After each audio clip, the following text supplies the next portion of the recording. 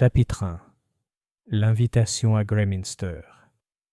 C'est une des particularités de Londres qu'un homme puisse y vivre des années, et pourtant trouver, à moins d'1 kilomètre de sa rue familière, un coin si nouveau pour lui qu'il se sent étranger dans sa ville natale.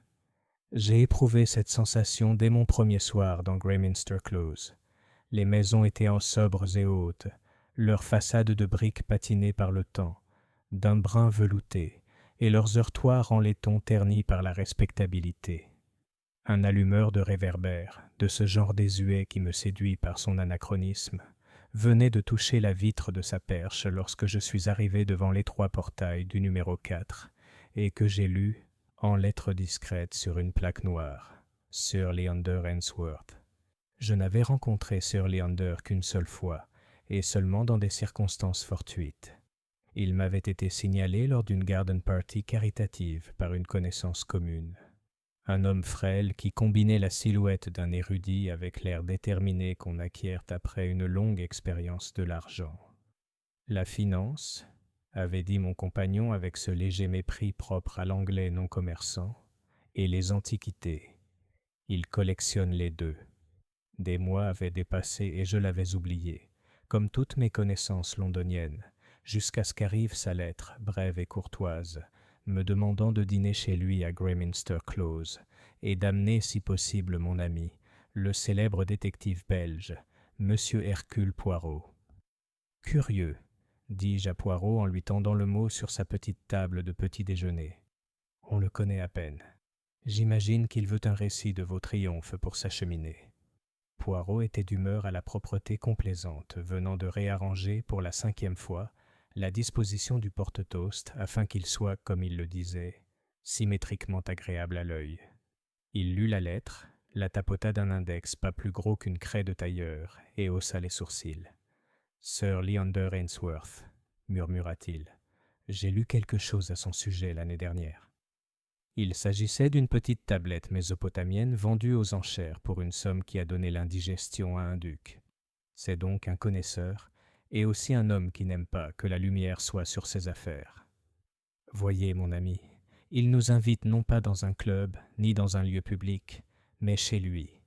C'est là, Hastings, que les hommes organisent leur petit drame. Tu crois qu'il y a un drame ? Ai-je ri. Ce ne sera peut-être rien de plus qu'un bon dîner, un verre ou deux de Porto et une exposition de trésors assyriens. Les yeux de Poirot pétillèrent. Je ne refuse pas le porc. Quant aux Assyriens, il fit ce petit geste éloquent de la main qui lui sert à excuser toutes les civilisations sauf la sienne. Nous irons. Ainsi, par une soirée brumeuse de fin octobre, nous nous présentâmes à la résidence Ainsworth. La maison était de celles qui impressionnent moins par leur taille que par leur agencement soigné. Le hall était lambrissé de bois sombre, poli jusqu'à luire comme de la mélasse. Un tapis persan accompagnait nos pas, comme s'il était lui aussi conscient de sa mission. Guider discrètement le visiteur là où Sir Leander souhaitait qu'il aille. Le majordome, un homme d'un certain âge, à la noble gravité d'un diacre, nous reçut sans raideur, mais avec une attention si complète qu'elle en était presque tactile. « Si vous voulez bien me suivre, messieurs, Sir Leander vous attend à la bibliothèque. » Nous passâmes devant un salon qui, d'après le petit bout que j'en vis, contenait plus de porcelaine qu'il n'aurait été sain pour un homme aux grandes mains, et nous entrâmes dans une longue pièce tapissée de livres, qui, je crois, ne voyait la lumière du jour que de façon cérémonielle. Sir Leander s'avança avec une cordialité sèche. Il était exactement comme dans mes souvenirs, plus mince que la plupart des Anglais de sa classe, et habillé avec une soigneuse économie d'effet. Il y avait, si je puis dire, quelque chose de presque désolé dans la façon dont son manteau tombait sur lui, comme s'il savait être cher sans pour autant vouloir se vanter. « Monsieur Poirot, capitaine Hastings, je vous suis très reconnaissant, » dit-il, et l'accent mis sur le pronom suggérait que ces mots relevaient davantage que de la simple courtoisie. « Vous pardonnerez à un vieil homme de vous garder à la maison une nuit digne des fantômes de Londres. » Poirot s'inclina. « Tout le plaisir est pour nous, Sir Leander. » Votre maison me plaît. Elle est bien rangée. L'ordre est l'âme du confort, n'est-ce pas? Sir Leander sourit faiblement. Je suis heureux que cela vous convienne. J'avoue que je suis moi-même esclave de la régularité. Le dîner sera servi dans un quart d'heure. Avant cela, puis-je vous présenter le petit cercle que le destin et l'habitude ont réuni ici? Français. Nous fûmes présentés successivement à un échantillon séduisant de la société londonienne. Lady Answorth, une belle femme pâle d'une vingtaine d'années plus jeune que son mari, avec l'apparence fragile d'une statue faite pour un jardin d'hiver. Monsieur Nigel Blount, le neveu et héritier de Sir Leander, 35 ans, beau et insouciant d'une manière qui suggérait des dettes de poker et les lettres inquiètes d'un tailleur. Mademoiselle Iris Vale, la dame de compagnie de Lady Answorth, dont le regard intelligent et le menton un peu trop résolu trahissaient une vie passée dans le travail et la maîtrise de soi. Monsieur Félix Hargrave, un avocat dont la voix semblait toujours s'adresser à un jury imaginaire. Le docteur Edmund Pritchard, le médecin de famille, affable et précis. Et enfin monsieur Jérôme Toller, le secrétaire de Sir Leander, un homme brun et vif qui comptait involontairement chaque mot qui passait. Il formait en bref cette petite société dont les Anglais jouissent tant, confortable, familière et dotée de ce nombre d'obligations mutuelles qui soudent l'ensemble. Et pourtant, si l'on regardait de près, on pouvait voir que chaque fil se resserrait un peu sur les autres. « J'espère que vous ne nous trouverez pas ennuyants, » me dit Lady Answorth avec un sourire aussi gracieux qu'une révérence. « Mon mari est déterminé à rester en ville cet hiver. Je suis campagnarde de naissance et je trouve le brouillard plutôt pesant. On s'habitue à Londres, dis-je du ton de quelqu'un qui se voit contraint de la défendre. En tout cas, on ne s'y ennuie jamais vraiment. »« Jamais, » murmura Miss Vale, et bien que sa voix fût basse, ce seul mot avait l'éclat dur d'une petite pièce de monnaie. Nous passâmes au dîner, et si je ne l'avais pas deviné jusque-là, j'aurais perçu la richesse de Sir Leander. Elle ne se manifestait pas par un faste vulgaire, mais par la qualité de tout ce qui était proposé. Un Bordeaux vieilli d'un équilibre parfait, un consommé qui offrait une note de luxe sans attirer l'attention, et une selle d'agneau qui aurait pu réconcilier un végétarien avec les vertus domestiques du mouton anglais. La conversation dérivait avec cette douce indifférence au sujet qui caractérise les tables bien rangées.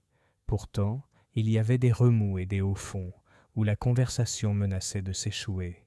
À un moment donné, M. Blount, assis à la gauche de Lady Answorth, parvint à plaisanter un peu plus fort que nécessaire sur le sujet du témoignage professionnel. « Allons, Hargrave, » s'écria-t-il d'un ton léger.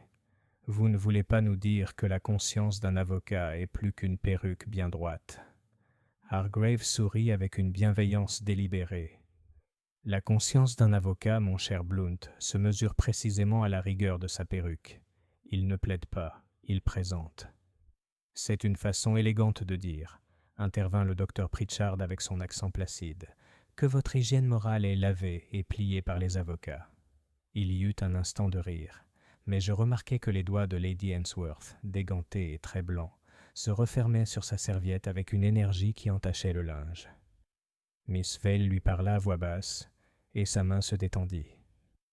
Poirot, resté silencieux, observait la table avec l'air d'un botaniste découvrant une espèce inattendue dans une haie familière. C'est après que les bonbons eurent été retirés et que nous fûmes retournés à la bibliothèque, et après que Sir Leander eut exprimé le désir civilisé que les dames renoncent à l'ennui du tabac masculin, que la conversation, par un mouvement naturel et pourtant curieusement préparé, se tourna vers la maison elle-même. « Vous en avez si peu vu, » dit Sir Leander en jetant un coup d'œil à Poirot. « Et pourtant, si je ne me trompe, vous vous êtes fait une opinion. » Poirot leva sa petite tasse de café. « Mais oui, c'est la maison d'un homme qui aime deux choses, le secret et la certitude. Les tapis qui cèdent sans bruit, eh bien, ce sont les pas de la discrétion. Les armoires verrouillées, mais pas seulement verrouillées. Elles sont verrouillées avec des clés qui aiment leur propre poche. Et l'horloge, là, est l'âme du maître. Elle avance de 5 minutes. On a peur d'être en retard. On le craint tellement qu'on préfère toujours être en avance. Le rire de Sir Leander avait la sécheresse d'un vieux papier. « Vous êtes un invité inconfortable, monsieur Poirot. Vous tirez trop de conclusions de broutille. »« Les bagatelles, dit Poirot, sont la poussière qui témoigne du pas d'un homme dans une pièce où le sol est ciré. » Monsieur Toller, le secrétaire, s'était approché du feu et restait là, écoutant avec cette inattention intense qui caractérise les secrétaires, qui enregistrent poliment tout ce qui se dit. Il se retourna alors. « L'ordre de Sir Leander n'est pas un secret, monsieur Poirot. C'est la religion de notre maison. Le personnel sait où trouver chaque journal à toute heure. Il a pour habitude de travailler tard. »« En retard ?» demanda Lady Ainsworth, et il y avait, je l'imaginais, un souffle de supplication dans ce simple mot. « Très tard parfois, » poursuivit Toller avec un regard rapide et désolé vers son employeur. « Nous avons, Sir Leander a, une pièce en sous-sol particulièrement propice à la concentration. Beaucoup d'hommes sont distraits par la vue, les fenêtres, la circulation.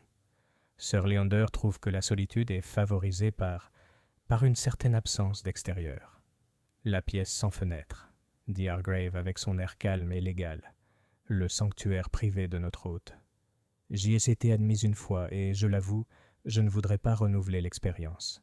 Un endroit admirable pour rédiger un mandat qui exclut tout sentiment humain. « Allons, Hargrave, dit Sir Leander avec calme. Vous vous trompez. Ce ne sont pas les sentiments que j'exclus, mais la folie. Et la pièce n'est pas tout à fait une prison. Elle est bien éclairée. Elle est aérée avec précision. Bref, c'est mon esprit gravé dans la brique. » Miss Vale frissonna, mais je n'aurais su dire si c'était de froid ou de dégoût.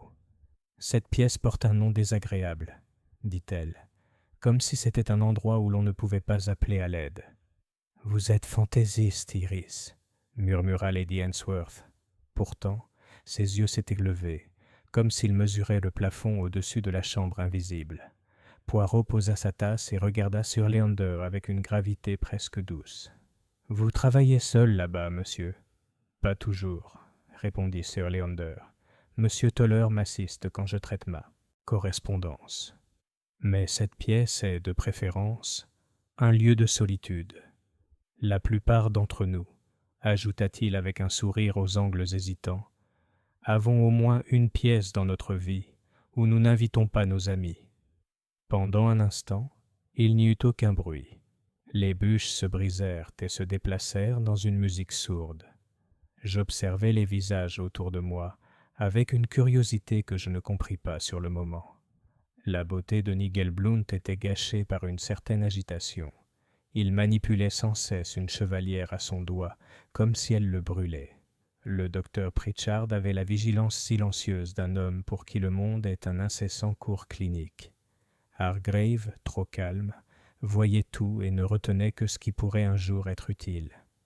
La pâleur de Lady Ainsworth, qui m'avait d'abord charmé, semblait maintenant le signe d'un effort constant. Et Miss Vale. Miss Vale avait le menton serré, et j'imaginais qu'elle, plus que toute autre femme que j'ai rencontrée, préférerait se briser plutôt que de plier. C'est à ce moment-là que le majordome rentra avec un billet plié sur un plateau d'argent. Il s'approcha de Sir Leander sans un bruit, et son expression, si l'on peut dire, était aussi neutre que celle d'un portrait sur un escalier. « Pardonnez-moi, monsieur, ceci vient d'être livré. » Le messager a insisté sur l'urgence. Sir Leander prit le papier et le lut. Ce faisant, un léger changement se fit jour sur son visage. Ni peur, ni même surprise, mais une contraction de la volonté, comme un homme qui serre la main sur une arme qu'il ne veut pas montrer aux autres. Il se leva en souriant. « Excusez-moi un instant, je dois m'occuper d'une petite affaire. Monsieur Toller, si vous voulez bien venir dans mon bureau. Vous ne me trouverez pas impoli, j'espère, monsieur Poirot. Les plaisirs de l'hospitalité doivent parfois céder le pas aux nécessités des affaires. Hastings, vous éviterez à nos amis un ennui total en nous décrivant votre dernier tigre, ou la dernière entreprise courageuse qui vous a occupé. Je crains que les tigres ne soient aussi démodés que les charges de cavalerie, dis-je. Mais il était déjà à la porte, suivi de Toller et du majordome fermant le panneau derrière eux avec cette aisance pleine de tact qui appartient aux domestiques entraînés et aux diplomates accomplis. Les 10 minutes qui suivirent furent de celles qu'on perçoit, par la suite, comme importantes par leur désintérêt même. La conversation se perdit à nouveau en petits flaques et remous. Blount, s'approchant du buffet, trouva une carafe à son goût et versa plus généreusement qu'il n'est, à proprement parler, permis chez un autre homme. Hargrave fit une épigramme au détriment de l'éducation moderne, puis parut légèrement agacé que personne ne la reprenne. Le docteur Pritchard dit à Lady Ainsworth, avec un sourire trop appliqué pour offenser, qu'elle ne devait pas se laisser effrayer par les brouillards londoniens. Ils étaient moins pernicieux que l'humidité de la campagne. Miss Vale, avec une certaine précaution, déplaça un petit bol en jade de sorte qu'il ne fût pas tout à fait centré sur la cheminée.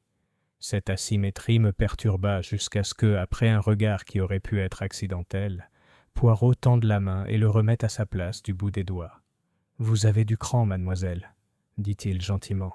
« J'ai l'habitude, » répondit-elle, et elle soutint son regard avec une honnêteté presque provocante. C'est alors qu'une faible vibration, plutôt qu'un son, traversa le sol, si faible que je l'ai peut-être imaginé, si étrange que je ne peux, même aujourd'hui, affirmer avec certitude qu'elle s'est produite. Si l'on pouvait entendre le silence se verrouiller, ce serait ainsi. Un quart d'heure s'était presque écoulé lorsque le majordome réapparut. Il était plus pâle qu'en nous quittant.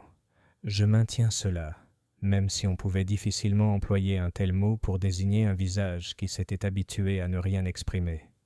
Lady Ainsworth, Monsieur Blount, le docteur Pritchard, Monsieur Hargrave, Mademoiselle Vale, le capitaine Hastings, Monsieur Poirot, dit-il d'une voix un peu moins assurée. Sir Leander vous prie de ne le déranger sous aucun prétexte. Il est allé dans la salle basse. Monsieur Toller l'accompagne. Il vous prie de bien vouloir continuer à vous reposer. Lady Ainsworth s'était levée. « Est-il malade, Grant ?»« Non, madame. Seulement... » L'homme se retint. « Seulement il est exigeant ce soir. »« Particulier ?»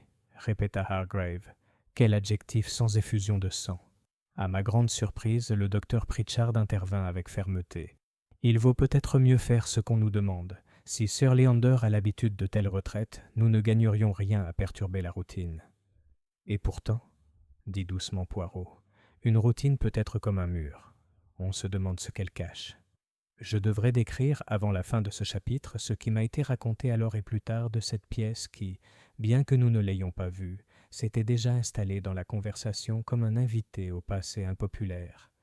La pièce sans fenêtre, comme l'avait surnommée Hargrave, se trouvait au sous-sol, communiquant avec la maison principale par un court couloir et un escalier si soigneusement posé qu'aucun pied ne pouvait se trahir par un grincement. Elle était, comme l'avait dit Sir Leander, bien éclairée, par des lampes électriques encastrées au plafond avec ces petites hottes que l'on voit dans les studios de photographes. Sa ventilation se faisait par des conduits réglables en quelques secondes, au moyen d'un cadran. C'était peut-être cette disposition scientifique de l'air qui excusait l'absence de fenêtres dans l'esprit de son propriétaire. Elle contenait une grande table simple, une série de classeurs en fer, un coffre-fort mural et 2 chaises. Il y avait aussi une sonnette. Il y avait une porte d'acier, gainée intérieurement pour ressembler à un panneau, qui s'ouvrait et se fermait aussi facilement qu'on le pensait. La pièce n'avait pas d'autre issue. J'ai appris tant de choses plus tard, et je les rapporte ici parce que cela appuie sur ce qui s'est passé, comme un pouce sur de la cire. Une demi-heure après le message du majordome, le temps commençait à s'écouler. Blount étouffa un bâillement, non sans ostentation. Hargrave s'autorisa un second verre de Porto et arrangea ses menottes comme pour un duel.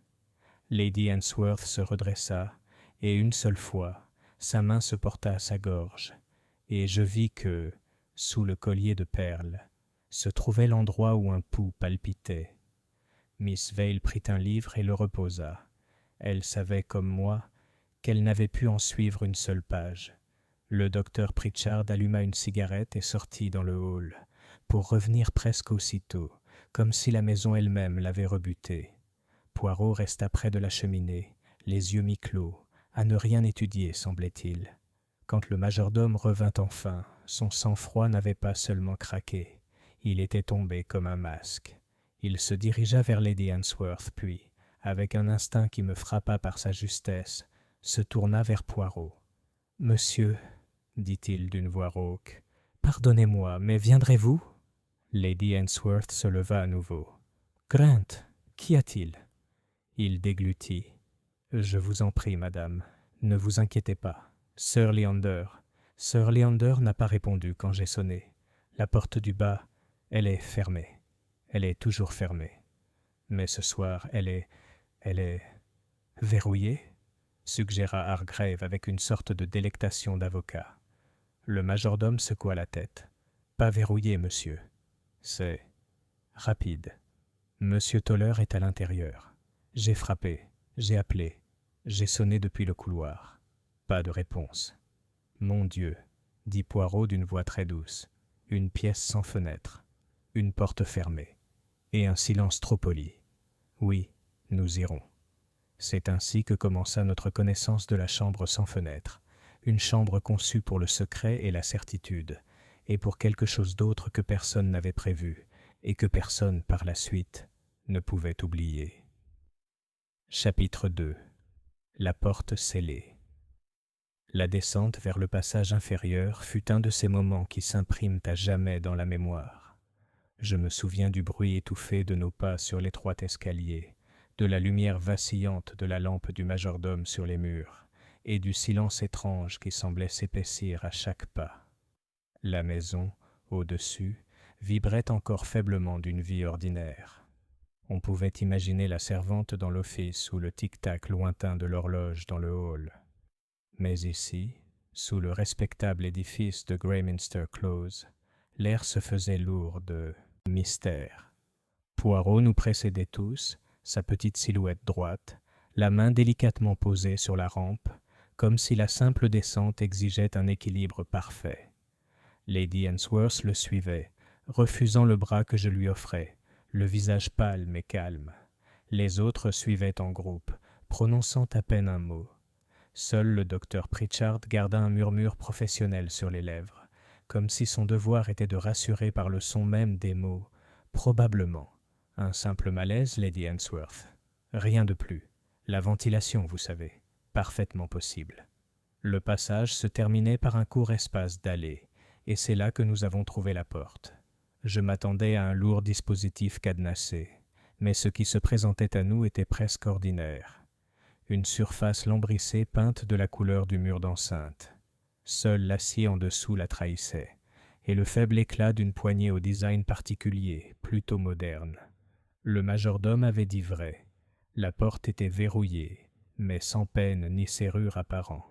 « J'ai essayé, monsieur, » dit-il d'un ton misérable à Poirot. « Ça ne donne rien. » Poirot se pencha, examina la poignée et posa un doigt sur le bord lisse.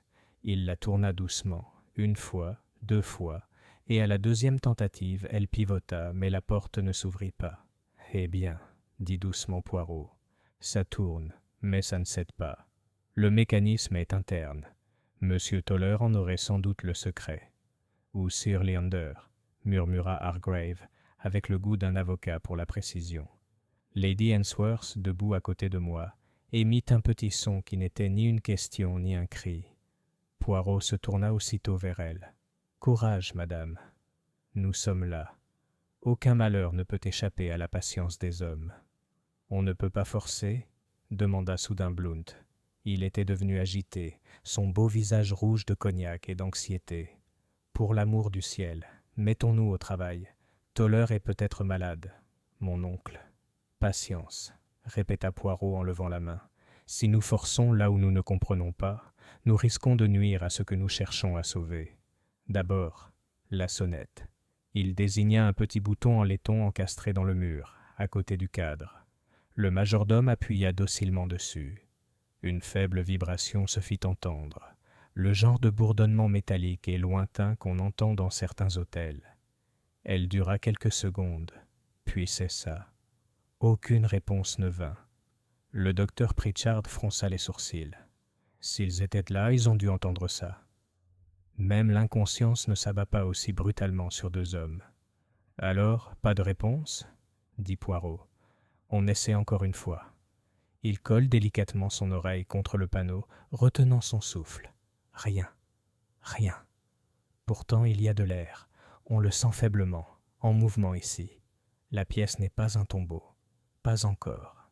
Alors je dis qu'on entre par effraction, cria à nouveau Blount, et cette fois sa main était déjà sur la poignée, son corps renforcé. Poirot s'écarta avec un léger haussement d'épaule. Si vous insistez, monsieur. Mais permettez-moi de suggérer que nous utilisions l'intelligence autant que la force.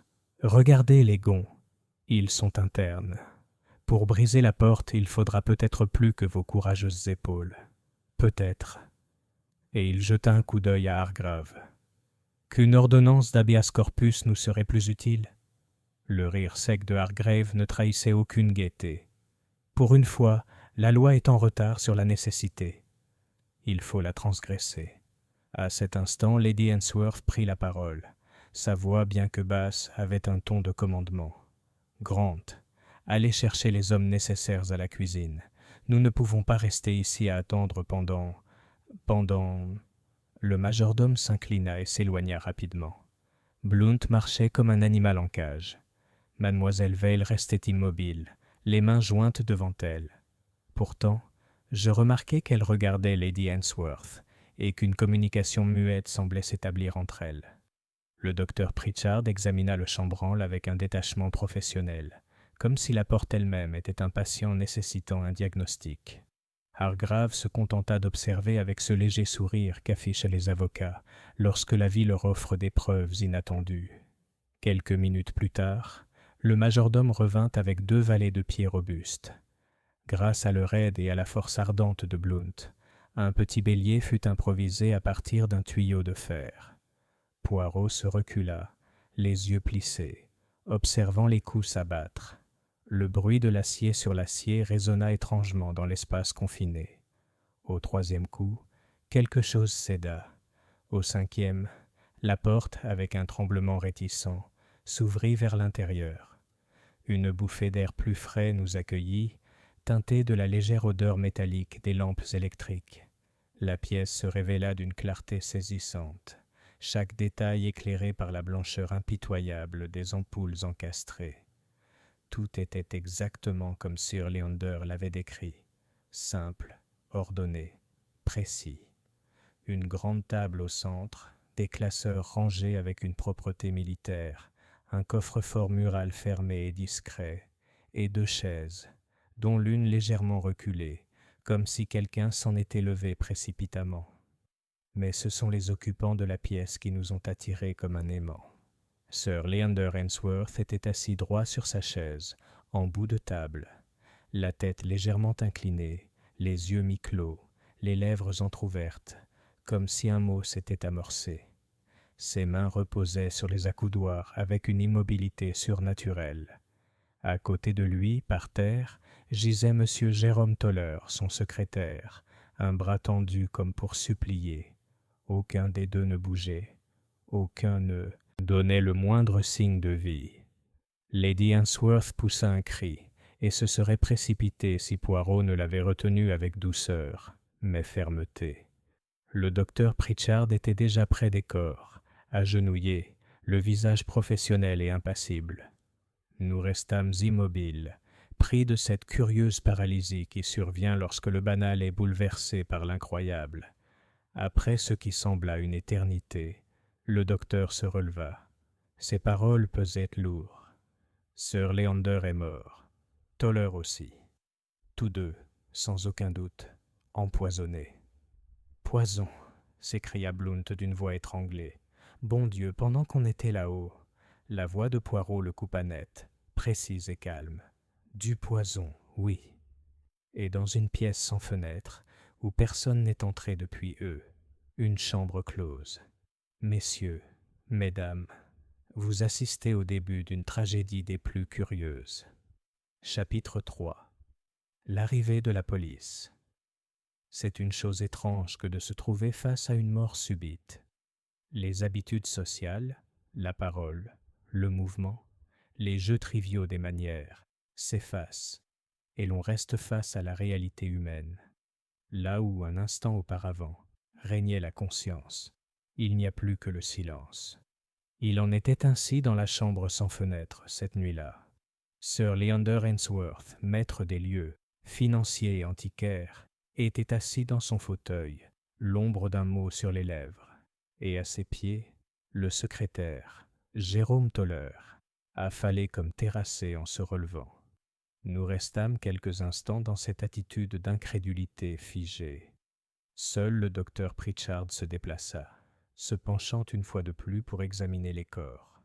Poirot, quant à lui, tournait lentement autour de la pièce, la tête inclinée, les doigts pressés sous le menton, dans cette pose à la fois comique et, pour ceux qui le connaissaient, profondément significative. Finalement, Hargrave, l'avocat, s'éclaircit la gorge. « C'est l'affaire de la police », dit-il d'un air pointilleux, comme s'il les convoquait au tribunal. Lady Ainsworth se tourna vers lui avec une soudaine véhémence. « La police ? Devons-nous les faire venir immédiatement ?» Ses mains serrées l'une contre l'autre tremblaient. « Peut-on rien faire sans scandale ?» « Scandale, madame ?» Hargrave haussa les sourcils. « Nous avons 2 morts devant nous. Si ce n'est pas l'affaire de la police, je ne sais pas ce que c'est. » Poirot intervint d'un petit geste de la main. Inutile de s'agiter. La police doit venir, c'est inévitable. Pourtant, ce n'est pas le scandale qu'elle recherchera. C'est la vérité. N'ayons pas peur de la vérité, car sans elle, pas de paix. Blount, pâle sous son teint ceint, s'exclama « Je téléphone tout de suite !» et se précipita à l'étage, ses pas résonnant étrangement dans les passages silencieux. Pendant son absence, Poirot poursuivit son inspection minutieuse. Il ne toucha à rien, mais son regard s'attarda sur chaque détail. Les chaises, la table, le coffre-fort, les classeurs, et même les installations électriques au-dessus. Il s'arrêta au bouton de sonnette et l'observa minutieusement. Puis, s'approchant de la table, il examina un petit plateau en argent sur lequel se trouvait une carafe d'eau et 2 verres. L'un était vide, l'autre à moitié plein. « Docteur, » dit-il doucement, « votre avis, s'il vous plaît. » « Du poison, oui, mais de quelle nature ?» Le docteur Pritchard écarta les mains. « Sans examen, je ne peux rien dire. Leurs expressions, en particulier celle de Sir Leander, suggèrent un arrêt soudain du système. Il pourrait s'agir d'un alcaloïde à action rapide, ou même de cyanure sous une forme dissimulée. La posture du secrétaire suggère qu'il a été terrassé alors qu'il tentait de se relever, peut-être en voyant son maître s'effondrer. » Poirot hocha la tête pensivement. « L'eau, on peut l'analyser, bien sûr, mais il ne faut pas sauter, n'est-ce pas? Un verre plein, un verre vide. Un homme mort assis, l'autre mort à terre. Symétrie, mais pas parfaite. » À ce moment-là, Blount revint, accompagné du majordome. « L'inspecteur Jarvis est en route, » annonça-t-il. « Scotland Yard. Il était à la gare toute proche. Ils seront là dans une demi-heure. » Lady Ainsworth s'affala sur une chaise, se couvrant le visage des mains. Miss Vale, jusque-là silencieuse, s'approcha vivement d'elle. « Ne vous inquiétez pas, » dit-elle d'une voix basse et ferme. « Il n'y a rien à craindre. » Pourtant, ses yeux, lorsqu'ils croisèrent les miens, trahirent une lueur d'appréhension, comme si elle en savait plus qu'elle ne voulait bien l'exprimer. L'arrivée de l'inspecteur Jarvis dissipa les spéculations. C'était un homme aux épaules carrées, au regard gris perçant et aux manières vives. Accompagné de 2 agents, il entra dans la pièce, salua brièvement et se mit au travail, avec l'efficacité d'un homme habitué à la mort. « 2 défunts, 2 hommes de haut rang, » dit-il sèchement après avoir jeté un coup d'œil au corps. « Quand les a-t-on vus vivants pour la dernière fois ?» Poirot expliqua avec précision. Sir Leander et M. Toller étaient entrés dans la pièce une demi-heure avant d'être découverts. La porte avait alors été trouvée fermée, sans réponse au coup ni à la sonnette, et après une entrée forcée, tous 2 avaient été découverts morts.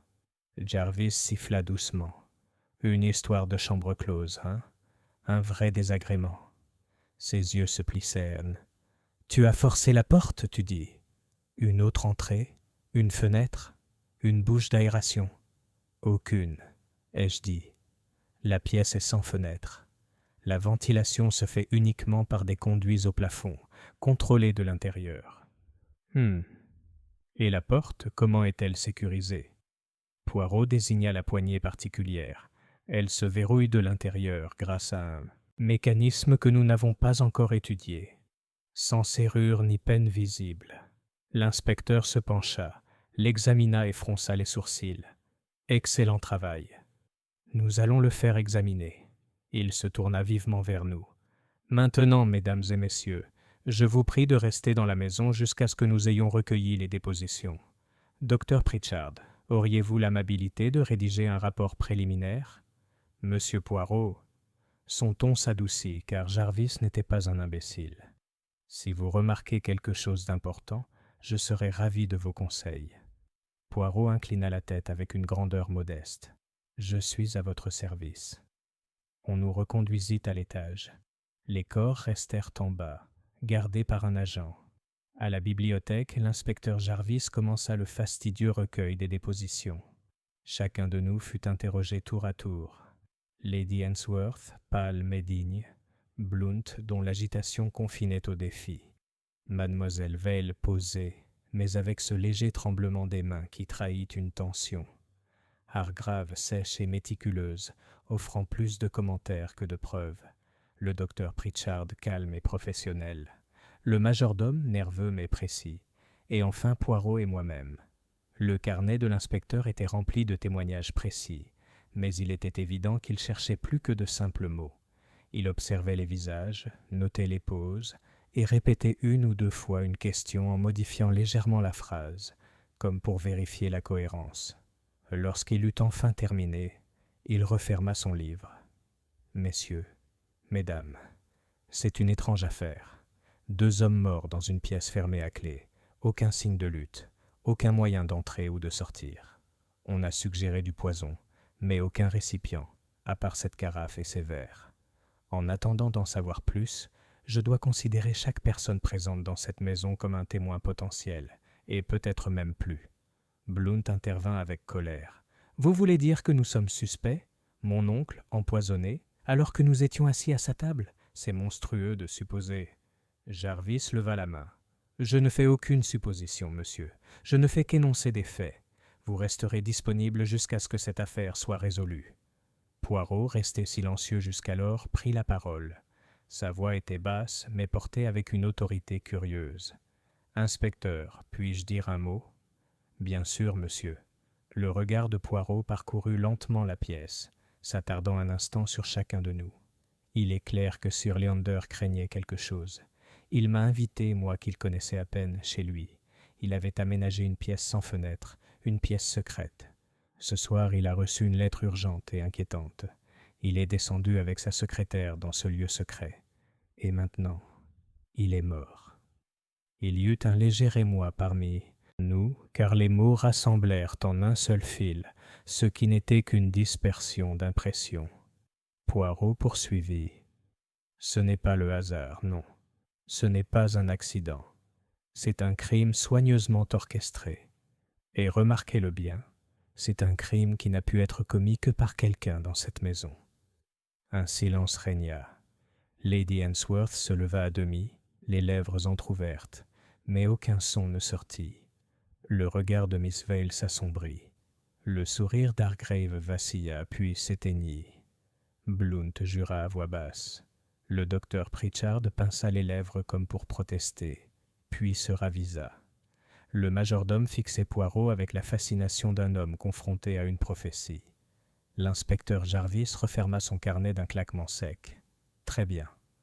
On verra bien, monsieur. On verra bien. Pour l'instant, je vais faire poster des agents et que personne ne quitte cette maison. Demain matin, nous commencerons une fouille approfondie. En attendant, je vous conseille à tous de vous reposer, si vous le pouvez. » La petite révérence de Poirot était grave. « Du repos, oui. Mais pour moi, inspecteur, les petites cellules grises ne se reposent pas. Elles sont déjà au travail. » Et là-dessus, il s'assit près du feu, les mains jointes, les yeux mi-clos, comme en méditation. Pourtant, moi qui le connaissais bien, je voyais l'étincelle qui brillait sous ses paupières. Poirot était occupé, et quand Poirot est occupé, aucun mystère, aussi hermétique soit-il, ne peut rester longtemps clos. Chapitre 4. Les premières questions. Le lendemain de la mort de Sir Leander, le temps était gris et maussade, un brouillard humide s'accrochant obstinément aux cheminées de Greyminster Close. À l'intérieur de la maison, en revanche, aucune trace de somnolence. Les domestiques s'agitaient avec une quiétude nerveuse. Le feu du salon avait été attisé avec une flamme hésitante, et l'inspecteur Jarvis s'était installé avec une pile de papier et la patience imperturbable de ses semblables. Poirot, impeccable comme toujours, sortit de sa chambre comme si la nuit n'avait rien apporté de tragique. Ses moustaches étaient parfaitement bouclées, ses chaussures vernies brillaient, et il tenait à la main un petit carnet. « Bon, me dit-il, aujourd'hui nous commençons. L'inspecteur examinera, cataloguera, analysera.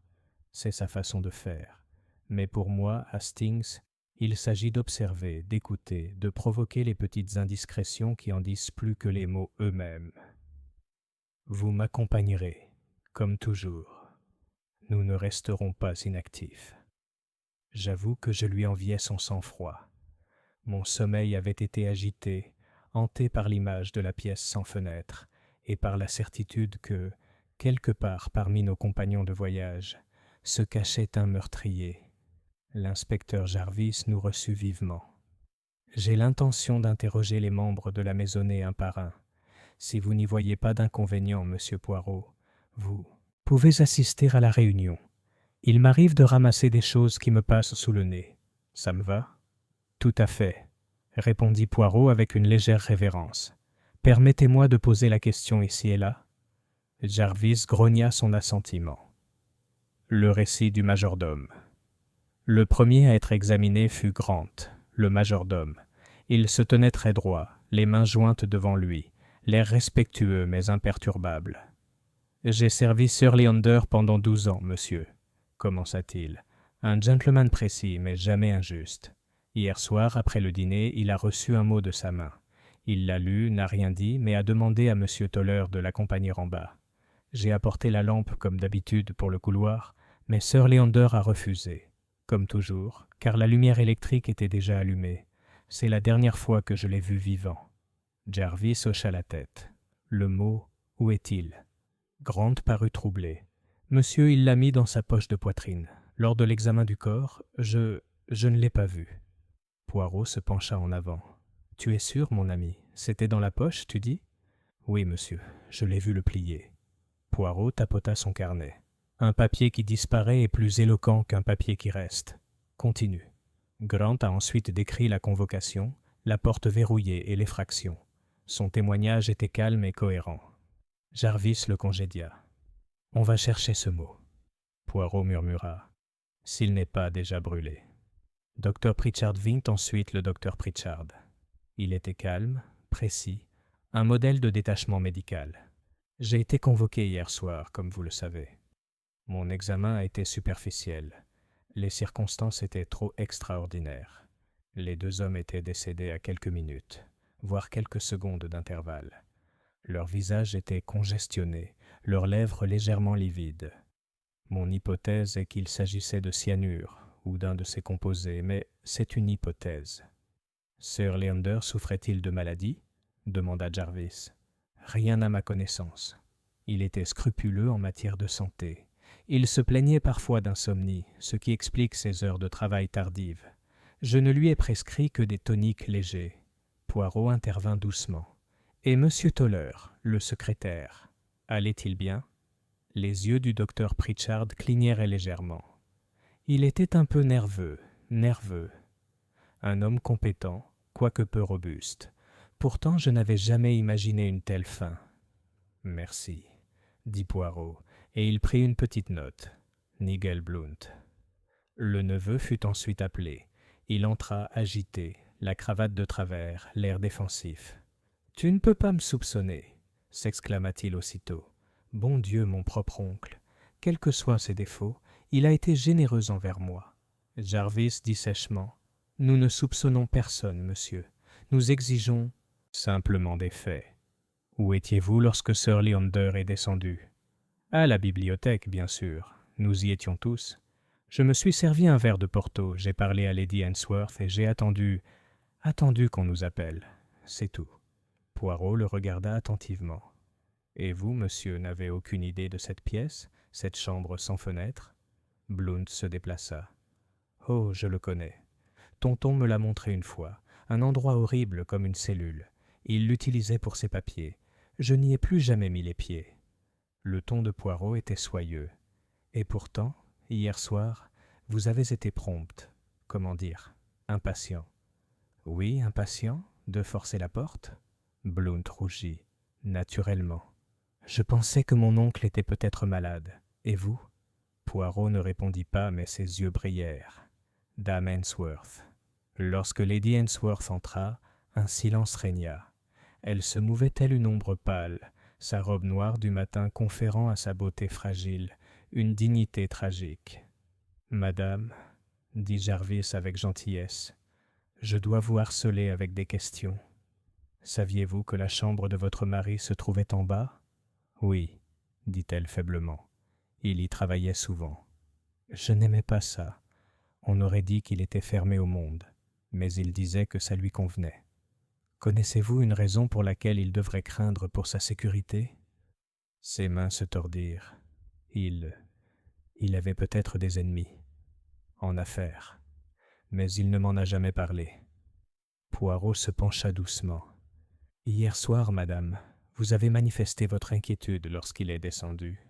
Vous avez demandé « Est-il malade ?» Vous vous en souvenez? Elle sursauta. J'étais inquiète. Il était pâle. C'est tout. Poirot s'inclina. Merci. C'est tout pour l'instant. Iris Vale. Enfin, Miss Vale, la compagne, entra. Elle fit preuve de sang-froid, mais son regard était fixe, suggérant une provocation intérieure. J'ai peu de choses à ajouter, dit-elle calmement. Sir Leander est descendu avec M. Toller. Nous sommes restés. Au bout d'un moment, le majordome a annoncé qu'il ne serait pas dérangé. Puis, plus tard, la découverte. Jarvis a demandé « Connaissiez-vous bien M. Toller ?» Je le connaissais comme on connaît un compagnon de service, même si je ne suis pas un serviteur. Il était intelligent, vif, peut-être trop ambitieux. Il adorait Sir Leander, je crois, même s'il le craignait aussi. Poirot l'observa attentivement.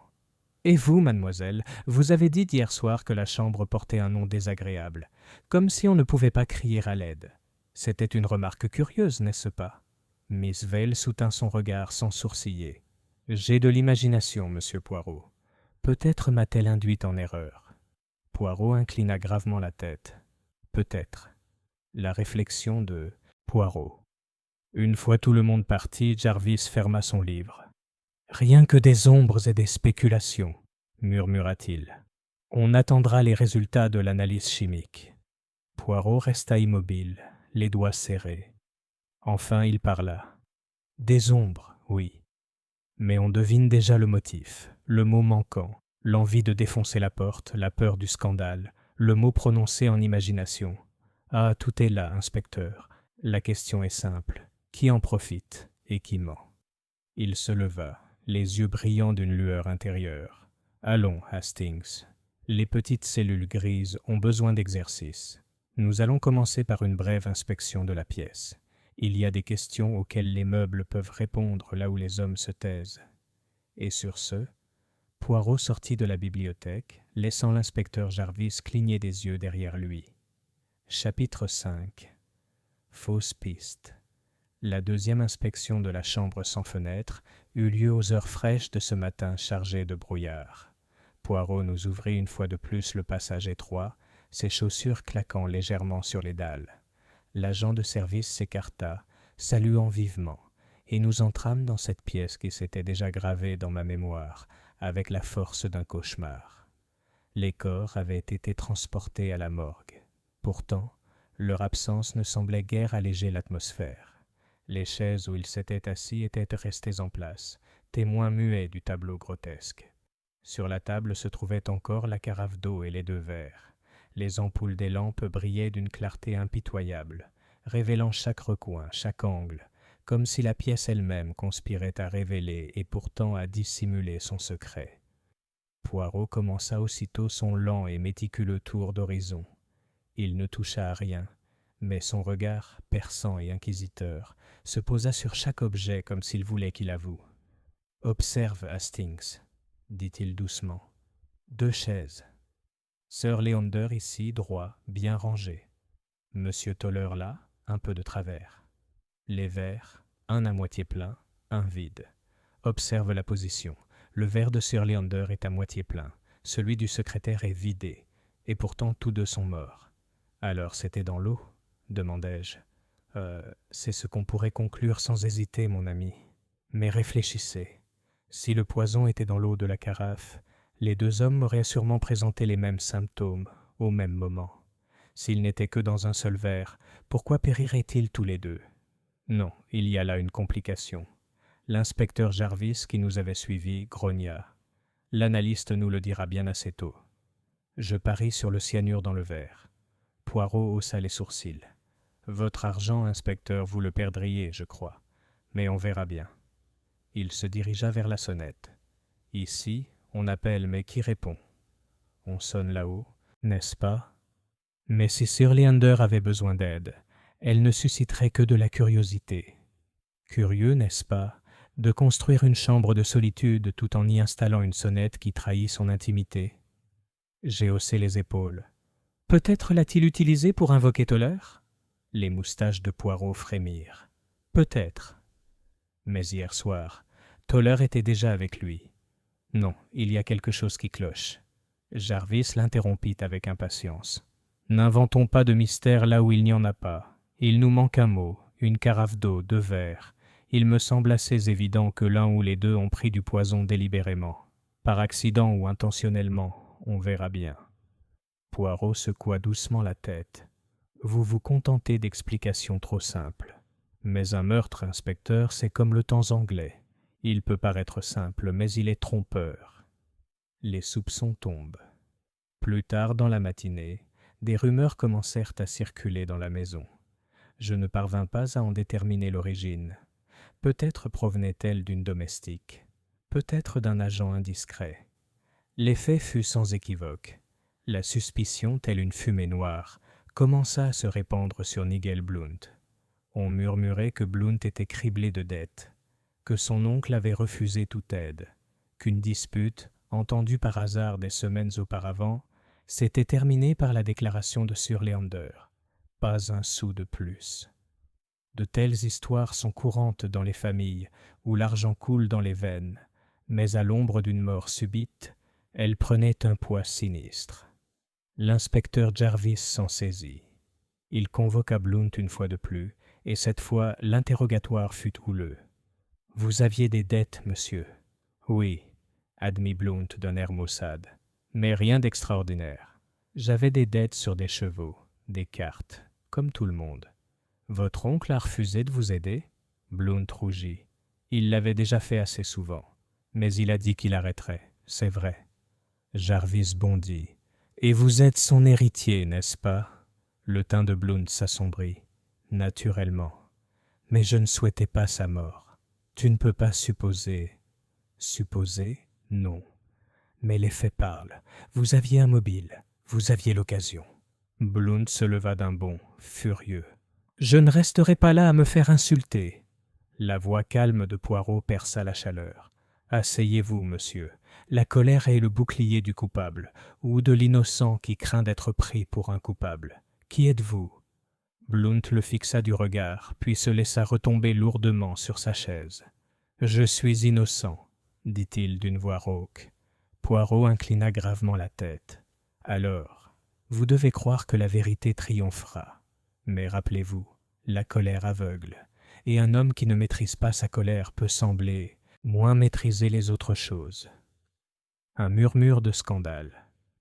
Ce soir-là, alors que j'étais assis à la bibliothèque, Mademoiselle Vale entra discrètement. Elle semblait plus pâle que d'habitude, mais ses yeux brillaient. « Capitaine Hastings, dit-elle à voix basse, vous êtes l'ami de Poirot. Vous pouvez lui faire confiance, je crois. » « Absolument, lui ai-je assuré. »« Alors dites-lui ceci. Lady Ainsworth, elle n'était pas heureuse. Son mariage n'était pas ce que vous auriez pu imaginer. Sir Leander, il n'était pas méchant, mais c'était un homme de fer. Elle a peut-être trouvé de la sympathie ailleurs. J'ai été surpris. Tu veux dire une liaison ? Ses lèvres se pincèrent. Je ne dis rien de certain, mais sachez qu'elle craignait son mari, à sa manière. Et hier soir, quand il a reçu ce mot, je l'ai vue sursauter. Elle en savait plus qu'elle ne l'admettait. Avant que je puisse poser d'autres questions, elle était partie, laissant derrière elle ces mots qui persistaient comme une légère trace de parfum. Le malaise de Poirot. J'ai répété la conversation à Poirot. Il m'a écouté attentivement, les yeux mi-clos. « Eh bien, Hastings, nous avons déjà 2 chemins, l'un qui mène à l'argent, le neveu, l'autre qui mène au cœur, la femme. Mais attention, le vrai chemin n'est peut-être ni l'un ni l'autre. Il se peut que ce soit celui qui se trouve entre les deux, là où l'argent et le cœur se donnent la main. Tu veux dire ? » Poirot sourit faiblement. « Je veux dire, il ne faut pas se laisser tromper par l'évidence. Le faux fuyant est omniprésent dans ces eaux. » Il tapota son carnet. « Il y a un fait, Hastings, que personne n'a expliqué. La note manquante. Trouvons-la, et nous trouverons la main qui a guidé la mort. » Clôture de la journée. Pendant ce temps, l'inspecteur Jarvis semblait de plus en plus convaincu de la culpabilité de Blount. « Écoutez-moi bien, » me dit-il sans détour. « Nous prouverons que le jeune homme a versé du poison dans le verre, avant que son oncle ne s'effondre. » Il avait de bonnes raisons. Mais Poirot secoua la tête. « Non, non, inspecteur. Vous êtes trop pressé. S'emparer du premier suspect, c'est fermer les yeux en marchant sur un sentier escarpé. Attendons. La vérité, elle est patiente. Elle se révèle au dernier moment et puis, pouf, tout s'éclaircit. Cette nuit-là, la maison était agitée. Les portes se fermaient doucement, des pas craquaient dans les couloirs, et chaque visage portait sa propre ombre de peur. Pourtant, dans la chambre de Poirot, le petit homme était assis sereinement, polissant sa moustache argentée, le regard brillant de certitude. « Hastings, dit-il enfin, demain nous poserons d'autres questions. Déjà les mensonges s'entremêlent. Bientôt nous tirerons sur le fil et la tapisserie s'effondrera. » Chapitre 6. Un indice détaillé. Le matin s'annonça, aussi gris que le précédent, et avec lui l'impatience de l'inspecteur Jarvis. Il avait reçu le premier rapport de l'analyste. L'eau de la carafe et des verres ne contenait aucune trace de poison. Sir Leander et M. Toller, en revanche, avaient tous deux succombé aux effets de l'acide cyanhydrique, du cyanure, indubitablement ingéré. « Pas l'eau, » déclara Jarvis d'un ton neutre. « Alors ça devait être de la nourriture. Quelque chose pris après le dîner, avant de descendre. » Poirot hocha la tête. « Non, inspecteur. Si la nourriture du dîner avait été empoisonnée, ils n'auraient pas survécu. Non, ce qu'ils ont consommé, ils l'ont consommé ici, dans cette pièce. »« Mais il n'y a rien ici, » protesta Jarvis. « Rien que de l'eau. » Les yeux de Poirot pétillèrent. « Rien ? On verra bien. C'est toujours la plus petite chose, inspecteur, qui échappe au regard trop avide de preuves. » Poirot examine à nouveau la pièce.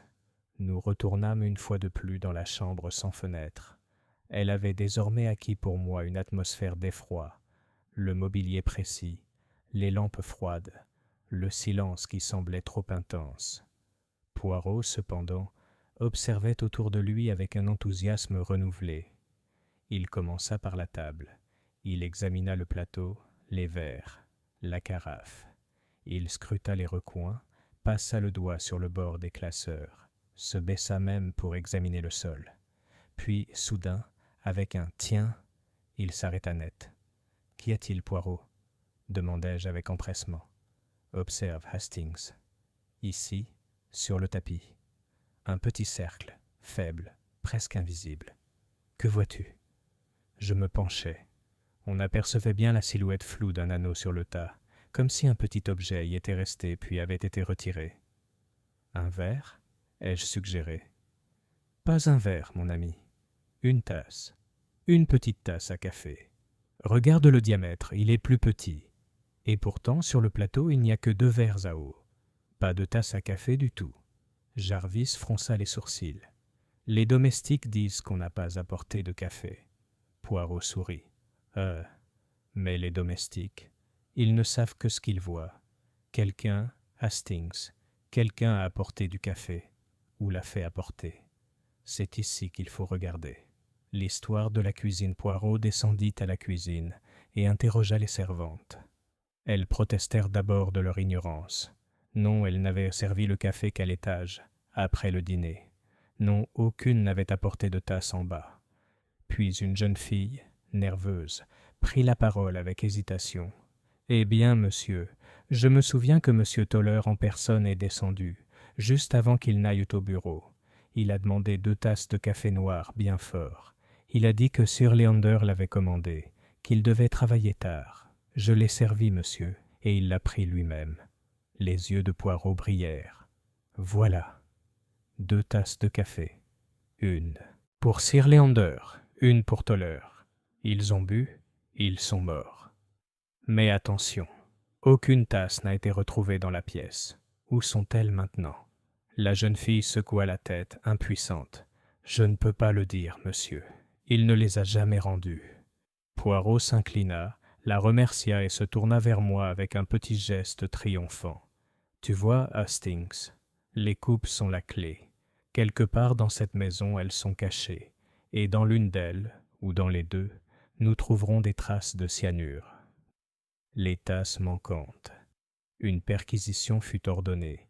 Chaque placard, chaque étagère de l'arrière-cuisine, chaque garde-manger fut examiné. Pourtant, les tasses restèrent introuvables. L'inspecteur Jarvis s'impatienta. « Ils ont été lavés sans aucun doute, » déclara-t-il. « Les preuves ont disparu. » Poirot secoua la tête. « Non, non. Un homme qui empoisonne ne fait pas confiance à ses domestiques. Il cache ce qui le trahirait. Les coupes, elles sont toujours dans cette maison. » Une incohérence. Cet après-midi-là, Poirot demanda à revoir toute la famille. Lady Answorth, pâle et languissante, protesta qu'elle était souffrante. Miss Vale la remplaça, calme et ferme. Poirot la regarda pensivement. « Mademoiselle, vous êtes dévouée à Lady Answorth, n'est-ce pas ?»« Oui, » dit-elle simplement. « Et hier soir, après la découverte, tu étais assis à côté d'elle dans la bibliothèque. Te souviens-tu de ce que tu tenais dans ta main ?» Mademoiselle Vale parut surprise. « Moi ? Rien, sauf peut-être un mouchoir. » Les yeux de Poirot brillèrent. « Pardonnez-moi, mais mes yeux, ils ne sont pas si faciles à tromper. Vous teniez un livre, certes, mais aussi, l'espace d'un instant, une petite tasse en porcelaine, blanche avec une légère bande verte. Puis, quand vous vous êtes relevé, elle avait disparu. Une rougeur lui monta aux joues. « Je ne m'en souviens pas. »« Pourtant, je m'en souviens, » dit doucement Poirot. « Et quand la vérité sera dite, nous retrouverons cette coupe. » Elle soutint son regard avec défi. « Vous pouvez fouiller où bon vous semble. Je n'ai rien à cacher. » Poirot inclina la tête. « Ainsi soit-il. » Poirot réfléchit. Lorsqu'elle fut partie, je me tournai vers lui, stupéfait. « Poirot, tu ne m'avais jamais dit avoir vu une telle coupe. » Poirot sourit. « Parce que, Hastings, je n'en étais pas sûr. J'ai cru voir quelque chose dans sa main, quelque chose vite dissimulé. Maintenant, elle l'a confirmé elle-même, par son démenti. Ce n'est peut-être rien, ou peut-être tout. Et si c'était tout ? Alors, mon ami, l'intrigue se corse. Car pourquoi mademoiselle Vale, la compagne, cacherait-elle une coupe dans la pièce sans fenêtre ? À moins que... » Il marqua une pause, les yeux brillants. « À moins qu'elle ne contienne le secret de la mort. » Scène de clôture. Ce soir-là, Poirot était assis, devant le feu, son petit carnet ouvert, sa plume se déplaçant avec une précision impeccable. « Nous avons maintenant le premier véritable indice, Hastings. Les tasses à café ont disparu, cachées. Une personne admet en niant les avoir touchées. Qu'est-ce que cela signifie? C'est ce que nous devons découvrir. Mais rappelez-vous, les apparences sont trompeuses. Le compagnon, le neveu, l'épouse, la secrétaire. Chacun peut jouer un rôle dans ce drame. Et le rideau n'est pas encore tombé. Il ferme les carnets, ses moustaches frémissant de satisfaction. Patience, mon ami. La clé est à portée de main. Chapitre 7. D'autres mensonges font surface. Le lendemain de la découverte des tasses à café disparues par Poirot, une nouvelle vague de malaise s'empara de lui.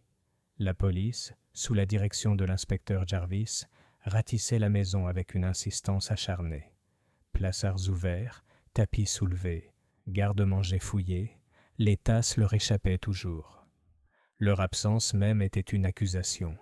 Quelqu'un, entre ces murs, avait pris soin de faire disparaître le seul élément de preuve susceptible de révéler l'histoire. Poirot, quant à lui, n'était pas découragé. Au contraire, il semblait exalté, comme si chaque déni et chaque évasion lui fournissaient davantage de matière à réflexion.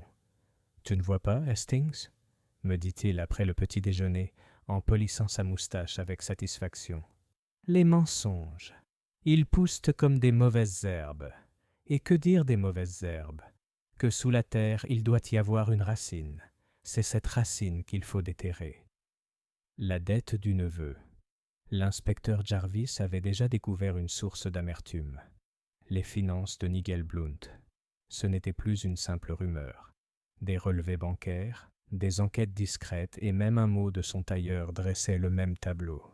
Le neveu croulait sous les dettes. Jarvis l'a confronté directement. « Vous étiez ruiné, monsieur. Sans le soutien de votre oncle, vous étiez au bord de la faillite. Et en tant qu'héritier, vous profitiez de sa mort. » Blount s'emporta. « C'est vrai que je devais de l'argent. Mais le tuer? Jamais. Je m'étais disputé avec lui, certes, mais je l'aimais aussi. C'était ma seule famille. » Poirot, l'observant, intervint avec douceur. « Vous l'aimiez, et pourtant vous plaisantiez bruyamment à table quand l'avocat parlait de conscience. Pourquoi ?»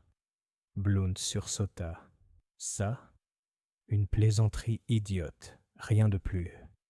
Peut-être, mais les mots sont parfois plus fidèles que le silence. » Le regard de Poirot s'attarda sur lui, pensif. Le secret du compagnon. Plus tard dans la matinée, Poirot demanda à parler à nouveau à mademoiselle Vale. Elle entra, calme, le menton levé, mais je remarquai le léger tremblement de ses mains.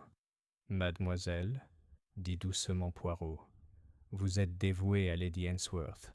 Vous la protégez toujours, n'est-ce pas? » « Oui, » répondit-elle fermement. « Je la protégerai de tout. »« Même à cause du scandale ?» Elle hésita. « Si je pouvais. » Poirot se pencha en avant. « Alors dites-moi, vous avez parlé hier de compassion, de malheur dans son mariage. Vous avez suggéré que Lady Ainsworth avait peut-être trouvé du réconfort ailleurs. De qui parliez-vous » Ses lèvres se pincèrent. « Je ne peux pas... »« Vous devez le faire, » dit doucement Poirot. « L'inspecteur Jarvis la soupçonne déjà. Si vous gardez le silence, vous la mettez en danger. » Les yeux de Miss Vale lancèrent des éclairs. « Très bien. Si vous insistez, la vérité est la suivante. Sir Leander était un homme qui gouvernait avec une autorité de fer. Lady Ainsworth, si jeune, si délicate, elle était anéantie. Elle s'était confiée à moi. Elle craignait son mari, et elle s'était attachée à un autre. »« Un autre ?» demanda Poirot. « Oui. » La voix de mademoiselle Vale baissa. « Monsieur Toller, le secrétaire. » J'ai haleté. « Toller ? Mais lui aussi est mort. » Mademoiselle Vale hocha gravement la tête. Elle ne l'a jamais avoué ouvertement, mais je le savais. Il y a eu des regards, de brefs échanges, des moments où il s'attardait à ses côtés. Je l'avais prévenue, pour sa réputation. Mais elle n'a pas pu s'empêcher de s'inquiéter. Les yeux de Poirot se plissèrent. Alors, et Sir Leander le savait-il? Je crois qu'il s'en doutait. C'est peut-être pour ça qu'il la convoquait de moins en moins souvent, qu'il travaillait de nuit. Il était jaloux, à sa manière. Poirot inclina la tête. « Merci, mademoiselle. Vous m'avez beaucoup appris. » La détresse de Lady Answorth Poirot s'empressa de s'entretenir avec Lady Answorth en personne. Elle nous reçut dans son boudoir, pâle et les traits tirés, mais toujours aussi belle dans sa tragique fragilité. « Madame, » commença doucement Poirot, « pardonnez-moi si je vous fais de la peine. Mais nous devons parler clairement. Aimiez-vous votre mari ?» Elle baissa les yeux. Je le respectais. Il m'a donné un foyer, une place. Mais l'amour, non. J'étais trop jeune quand nous nous sommes mariés. Il était déjà formé. Il exigeait de l'obéissance, pas de l'affection. Et Monsieur Toller ? La voix de Poirot était douce, mais implacable. Elle poussa un petit cri étouffé. Je n'ai jamais trahi mon mariage, monsieur. Mais oui, je me suis appuyé sur lui. Il était gentil, il m'écoutait. Peut-être tenais-je à lui plus que je n'aurais dû. Mais c'est tout. Poirot hocha gravement la tête. Et Sir Leander, le savait-il ? Je crois que oui. Il m'observait parfois d'un air qui me glaçait. Je craignais ce qu'il allait faire. C'est pourquoi, quand il a reçu cette lettre hier soir, j'ai ressenti une telle terreur. J'ai pensé que cela pourrait nous concerner. Pourtant, la lettre a disparu, murmura Poirot. Curieux, n'est-ce pas ? Elle frissonna. Oui, curieux et terrible. L'allusion discrète de l'avocat. Plus tard, dans la bibliothèque, Poirot rencontra Hargrave, l'avocat. L'homme était impeccable comme toujours, l'air détaché, mais une lueur de satisfaction brillait dans son regard. « Vous remarquez, monsieur, » dit Hargrave d'une voix doucereuse, « que les affaires de famille sont rarement simples. L'argent, le mariage, la jalousie, tout cela tisse une corde plus solide que le fer. Et la corde, vous savez, a tendance à se tendre. » Poirot le regarda fixement. « Vous parlez en connaissance de cause, peut-être ? De volonté ?» Hargrave eut un léger sourire. « Je ne suis pas autorisé à révéler les affaires de mon client. Pourtant, je peux dire ceci. Le testament de Sir Leander était de nature à décevoir beaucoup de monde et à n'en satisfaire aucun. » Poirot haussa les sourcils. « Comme c'est intrigant. Un testament qui ne plaît à personne. C'est le terreau idéal pour un meurtre. » Poirot réfléchit. Ce soir-là, Poirot et moi nous retirâmes dans notre salon. Il était inhabituellement silencieux, le front plissé par les pensées. Enfin, Hastings, les mensonges se révèlent. Le neveu ment sur son amour pour son oncle. L'épouse ment sur son cœur. La compagne ment pour protéger sa maîtresse. L'avocat ment par omission. Et au-delà de tout cela, ce billet qui disparaît, ces coupes qui disparaissent. Que nous apprend-elle ? Que la vérité est trop dangereuse pour qu'on la laisse subsister. Alors qui est coupable, Poirot ? Demandai-je avec empressement. Il sourit faiblement. Patience, mon ami. Accuser trop tôt, c'est faire le jeu du meurtrier. Mais je vous le dis, déjà la toile se resserre. Et bientôt, une petite contradiction, un mot prononcé par erreur, les trahira tous. Il ferma les yeux, les doigts serrés. La pièce sans fenêtre, Hastings. Elle était faite pour cacher quelque chose. Pourtant, elle a révélé plus que ce que son maître avait prévu. Chapitre 8. Le tournant émotionnel. La tension à Greyminster Close était devenue insupportable. Chaque heure semblait peser sur la maisonnée comme un poids, car nous savions tous que quelque part entre ces murs, un meurtrier rôdait en liberté. Les domestiques chuchotaient dans les coins. La beauté fragile de Lady Answorth était devenue fantomatique. Nigel Blount devenait de jour en jour plus irritable et hagard, et Miss Vale se déplaçait avec le sang-froid d'une femme chargée d'un secret. Même l'inspecteur Jarvis, d'apparence calme, ne pouvait dissimuler son impatience face à l'absence de progrès tangibles. Poirot, cependant, restait serein. Il observait, il questionnait. Il notait le moindre détail avec cet air de confiance tranquille qui exaspérait tant l'inspecteur et, je l'avoue, mettait aussi ma patience à rude épreuve. « Mon ami Hastings, » me dit-il ce matin-là, assis au coin du feu dans la bibliothèque, « une affaire. de meurtre est comme une symphonie. Au début, on n'entend que le bruit, le choc des instruments, mais à mesure qu'on tend l'oreille, le thème émerge.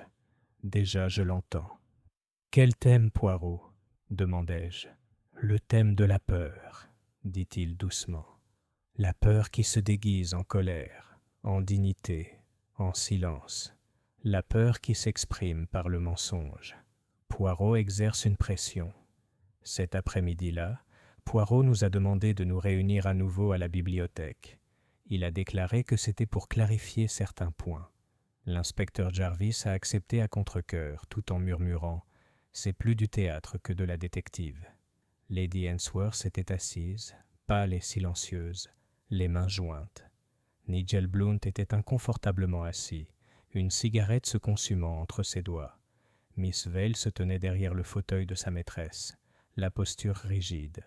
Le docteur Pritchard paraissait calme, l'avocat Hargrave courtois, le majordome impassible. Poirot se plaça devant la cheminée et nous regarda avec satisfaction, comme s'il était le chef d'orchestre et nous l'orchestre. « Messieurs et mesdames, commença-t-il, nous sommes ici parce que 2 hommes sont morts, et d'une manière très curieuse. Ils ont bu du café, oui, et en quelques minutes, ils sont morts. Mais les tasses, elles, ont disparu. Quelqu'un ici sait où elles sont. Quelqu'un ici a menti. » Il y eut un mouvement. Poirot leva la main. « Ne protestez pas. J'en ai déjà la preuve. L'un d'entre vous a cherché à cacher une coupe. L'un d'entre vous craint ce qu'elle pourrait révéler. Je vous le demande maintenant. Qui parlera ?» Le silence s'installa. Lady Ainsworth frissonna. Blount écrasa sa cigarette avec une force inutile. Hargrave esquissa un léger sourire.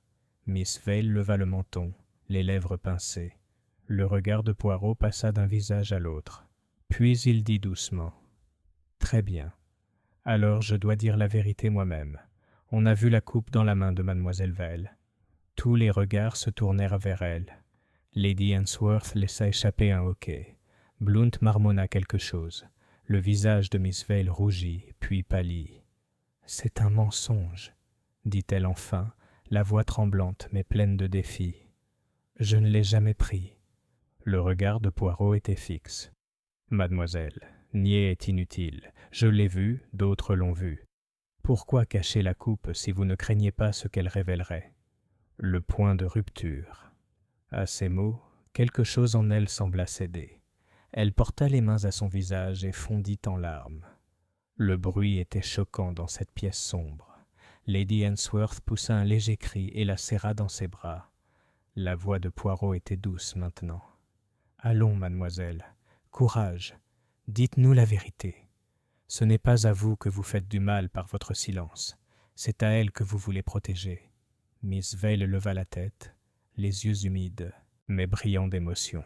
« Très bien, je vais vous le dire. J'ai bien pris la coupe. Je l'ai trouvée sur le tapis lorsque les autres se sont précipités auprès de Sir Leander. J'ai pensé que cela pourrait déshonorer Lady Ainsworth, qu'elle pourrait être utilisée contre elle.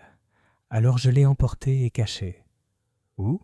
rétorqua Jarvis. « Dans l'arrière-cuisine, » admit-elle, derrière le silo à charbon. Mais quand je suis revenu plus tard, il avait disparu.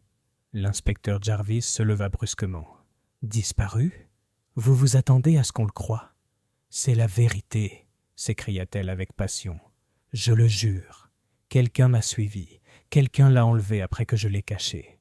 Je l'ai fait uniquement pour la protéger. » Elle se tourna d'un air implorant vers Lady Ainsworth, qui paraissait effondrée. Les yeux de Poirot brillèrent. « Alors, on avance. La coupe a existé, oui. Elle a été enlevée, cachée, reprise. C'est un progrès. Mais qui l'a enlevée la 2e fois? Telle était la question. » Lady Ainsworth hésite. À ce moment, Lady Ainsworth se leva en titubant. Son visage était pâle, ses yeux remplis de larmes. « C'est ma faute, » murmura-t-elle. « Elle a juste essayé de m'aider. Elle vacilla et serait tombée si Blount n'avait pas bondi pour la soutenir. Poirot s'approcha. « Madame, si vous avez quelque chose à nous dire, c'est le moment. » « À vrai dire, c'est une grâce comparée au supplice du soupçon.